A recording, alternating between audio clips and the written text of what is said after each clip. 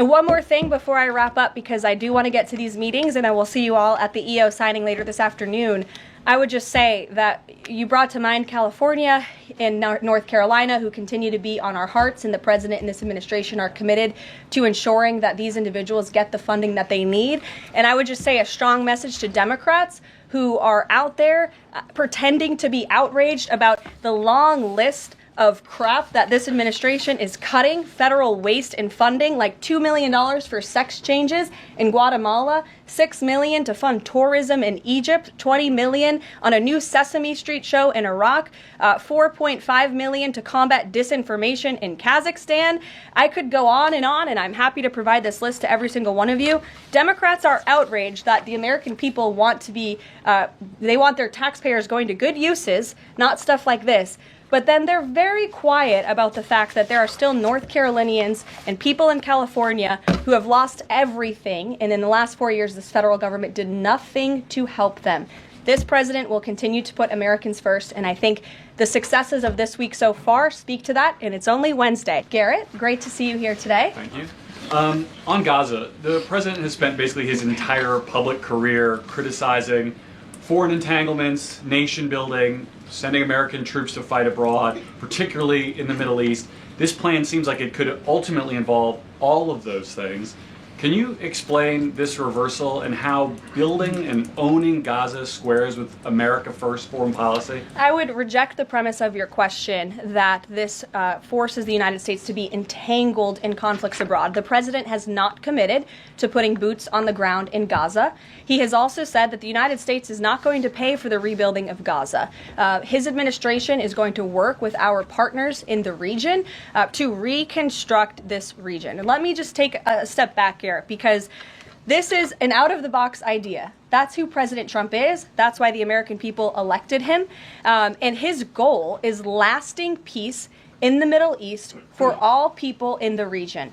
And as I said in my opening remarks, we've had the same people pushing the same solutions to this problem for decades. And it's been made very clear to the president that the United States needs to be involved in this rebuilding effort to ensure stability in the region for all people. But that does not mean boots on the ground in Gaza. It does not mean American taxpayers will be funding this effort. It means Donald Trump, who is the best deal maker on the planet, is going to strike a deal with our partners in the region. Because he did not rule out American troops in Gaza last night. Are you doing that now? I am saying that the president has not committed to that just yet. He has not made that commitment, and you know that. And on the foreign partners, the Jordanians, the Egyptians, the Saudis have already panned this plan. What foreign partners, if any, have expressed any interest in being part of it? Well, the president has said he's been socialing this idea for quite some time. He's been thinking about this. He said in his remarks last night, this was not a decision or an announcement that he takes lightly. And the president has already spoken to the President al-Sisi. In fact, that was his first foreign leader call. He's meeting with the King of Jordan, King Abdullah, next week. He spoke with the King of Bahrain. He spoke with the Crown Prince of Saudi Arabia. And he has made it very clear, he's been very vocal, that he expects our partners in the region, particularly Egypt and Jordan, to accept Palestinian refugees temporarily so that we can rebuild their home. I'd like to show you some images of Gaza that were taken.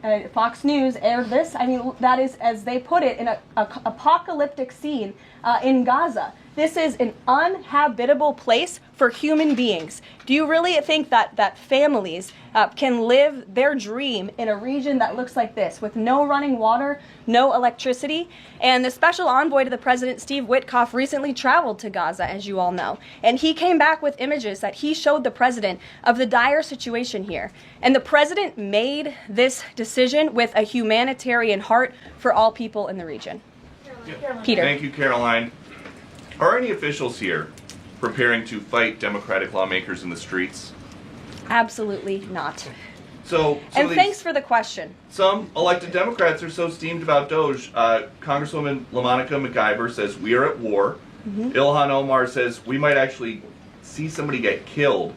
And Chris Van Hollen says we have to fight this in the Congress. We have to fight this in the streets. So what now? And may I just point out, if you heard that type of violent, enticing rhetoric from our side of the aisle, from Republican leaders on Capitol Hill, I think there would be a lot more outrage in this room today.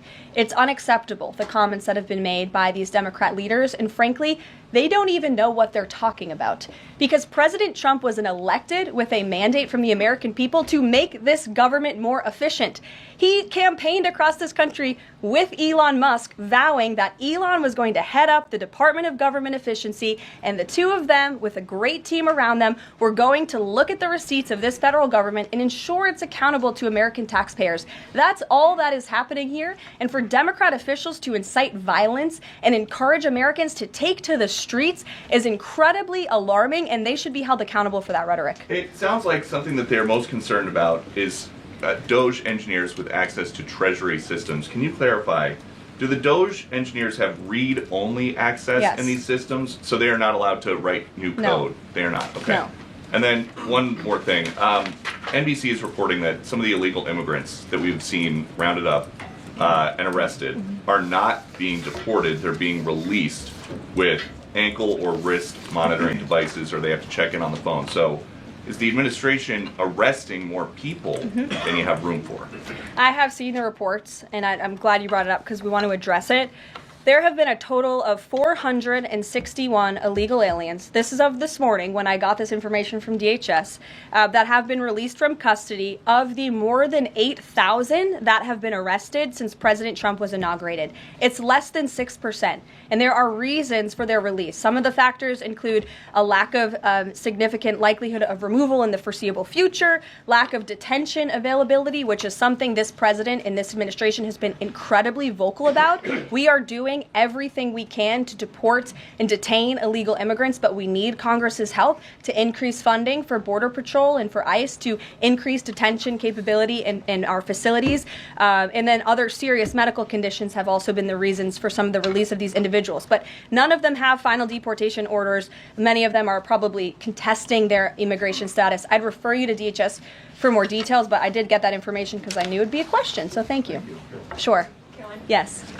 The president and you here again today have made clear, given the devastation, you think Palestinians have no choice but to leave Gaza and go elsewhere. But Palestinians say this is their home. They don't want to go. The president last night said he's willing to use the military if necessary. Is the U.S. prepared to remove Palestinians from Gaza by force? The president is prepared to rebuild Gaza for Palestinians and all people in the region, peace-loving people who want real economic development and opportunity in the region. This is a region that has been controlled by Iranian-backed terrorists, Hamas, who have brutalized not just Israelis but Palestinians too. It is because of Hamas that you see those images on that screen, that Gaza has become a demolition site because Hamas launched that brutal attack on Israel on October the 7th. And so again, I would stress, President Trump wants to ensure that this can be a place where all people can live in peace. He is a peacemaker in chief. He made that very clear in his first term. And as for how that will be accomplished, the president and his team are talking with our allies in the region to consider next steps. But should the American people be prepared to see U.S. military on the ground fighting a ground war against Hamas? Again, the president has not committed to U.S. troops in the region. But it is an option. I have said that the president has not committed to that yet. Sure. If I could just follow up on that, though, why not rule out the idea of committing U.S. troops? This has been a long-standing argument that the president has made really over the last decade or so, talking about endless wars and not something the U.S. wants. Why not rule out? Because I think the president is very good when he's making deals and negotiating not to rule out anything because he wants to preserve that leverage in negotiations. And so I think that's what he's doing here. If I Mary. can follow up on that, though, he also said that everyone loves this plan. He said that in the Oval Office this morning. It's true. In fact, the Deputy Prime Minister of Jordan called it a declaration of war on the Arab people. So how does he square the fact that even some Republicans on the Hill are objecting to this or questioning this? How does he square the fact saying everyone loves this plan? Well, King Abdullah of Jordan will be here next week, so I can provide you more context on the conversations he will have directly with the President of the United States after that meeting. And I would just point out that there's been a lot of leaders and officials all around the world who have doubted, I suppose, the deal-making ability of President Trump. You heard the Panama leader saying that he would not agree to some of the concessions that he has now made because of Secretary Rubio's visit. You had the Colombian president saying he wouldn't accept flights of Colombian illegal nationals who have entered into our country illegally, and those flights are underway. So actions speak louder than words. Dasha. Caroline, You said the president has been working on this idea for a while behind the scenes now. Is there a written plan based on the president's proposal for Gaza? And if so, when was it drafted and who had a hand in that? The plan was written in the president's remarks last night as he revealed it to the world and to the American people, and his team are continuing to be engaged on this effort. I saw the National Security Advisor this morning. He has a very busy day of calls, and they will, again, continue to engage with our partners. That includes Steve Witkoff as well. Mary.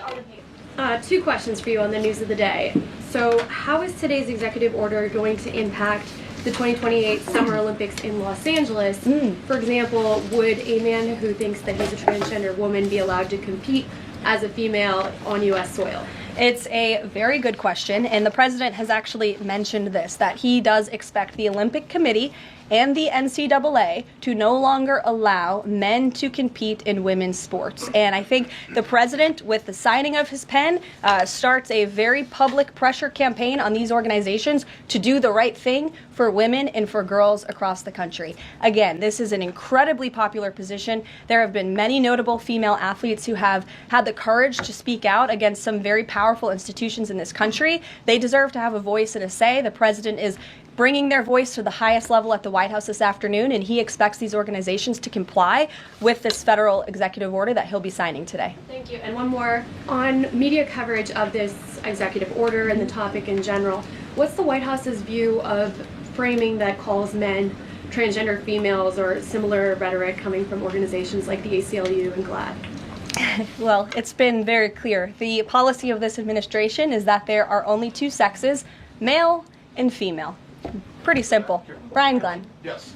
USAID has gotten a lot of attention the last couple of days with some of these bizarre things that we've been, taxpayers have been funding. Now it looks like there are a couple media outlets that have been dragged into this conversation as far as USAID funding as well. Does the president have any comment on that?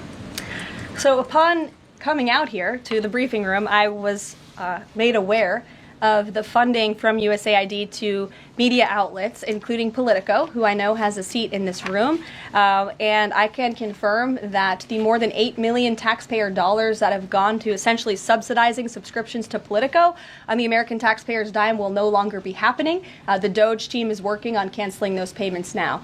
Again, this is a whole of government effort to ensure that we are going line by line when it comes to the federal government's books. And this president and his team are making decisions across the board on, do these receipts serve the interests of the American people? Is this a good use of the American taxpayers' money? If it is not, that funding will no longer be sent abroad, and American taxpayers will see significant savings because of that effort. Thank you.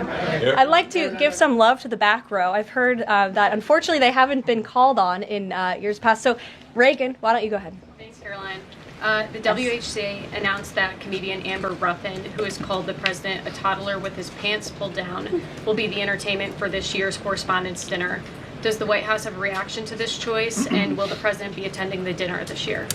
Certainly an interesting choice. I have the president's invitation on my desk. I have the invitation for myself on my desk as well.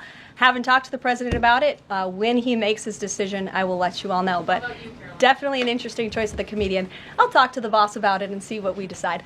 Sure, go ahead. Yes, yes. On the executive order set to be signed today, you said that this will be enforced. Can you spell out for schools and the public how exactly the administration plans to enforce this, even at the local level?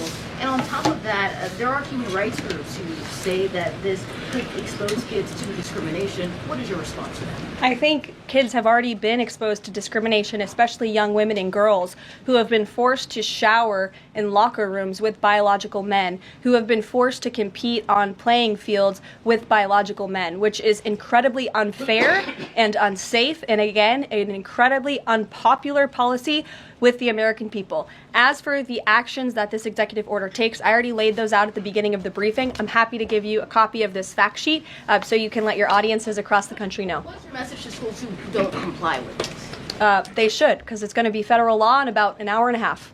So your colleague to your right, to my Thanks, left. Caroline. Yes. Taylor with Spectrum News. You talked a bit about Doge. Elon Musk is currently a, quote, special government employee who also owns companies that have billions of dollars in federal contracts. You said earlier this week that he has abided by all applicable federal laws, but what steps is the Trump administration taking to address that conflict of interest? The president was already asked and answered this question this week, and he said if Elon Musk comes across a conflict of interest with the contracts and the funding that Doge is overseeing, then Elon will excuse himself from those contracts. And he has, again, abided by all applicable laws. In the back left, go ahead.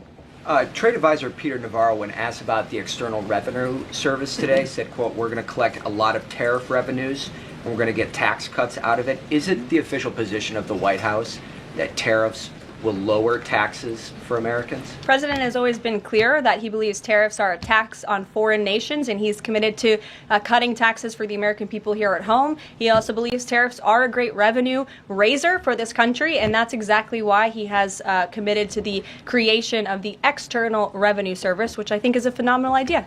We'll just go down the whole row. Go ahead. Tom Bateman with the BBC. Can you confirm that under the President's plans for Gaza, any and all Palestinians who want to stay in Gaza on their land will be allowed to do so?